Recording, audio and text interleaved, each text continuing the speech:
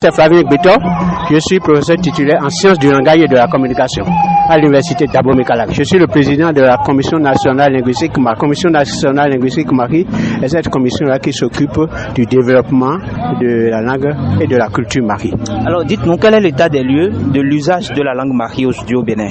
Bon, disons que la langue Marie n'a pas encore été promue comme étant une langue d'alphabétisation parce qu'il n'existait pas de travaux réellement scientifiques sur cette langue, mais à la lumière des travaux qui ont survenu après, nous avons jugé bon de créer cette Commission nationale linguistique Marie et donc par ricochet doter notre langue de l'alphabet et de son orthographe.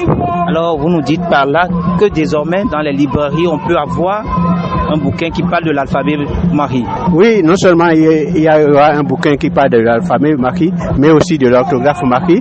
La particularité de cette orthographe-là réside en ceci que lorsque l'orthographe étant une norme, tout le monde doit pouvoir écrire la langue selon cette norme. Et la norme est dictée par les règles de lecture et d'écriture de la langue. Les règles sont donc dictées par le fonctionnement interne de la langue.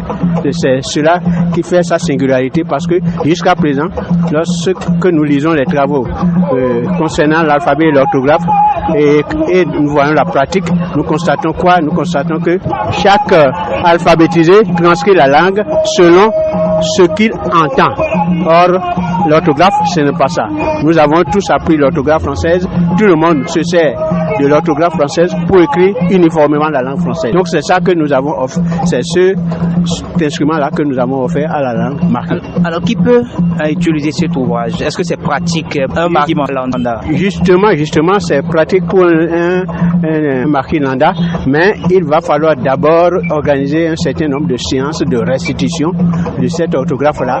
Parce que comme c'est nouveau, il va falloir former les gens pour pouvoir utiliser cette orthographe. Et il me semble que nous avons déjà un projet, de faire ces séances de restitution. Alors, quel mot vous avez à l'endroit de la communauté Marie et la communauté béninoise en général pour que cette langue ne disparaisse pas? À l'endroit de la communauté Marie, je constate à ce festival que tout le monde a parlé d'unité culturelle. C'est vrai, il y a une certaine unité culturelle des Maris, mais il y a aussi une unité linguistique. Et il me semble, et je ne suis pas le premier à le dire, ça a été dit avant moi, ça a été dit non seulement par les hommes scientifiques comme moi, mais ça a été aussi dit par les hommes politiques. Sans nos langues, il n'y a pas de développement possible. Merci professeur Flavien Béton. Je vous en prie.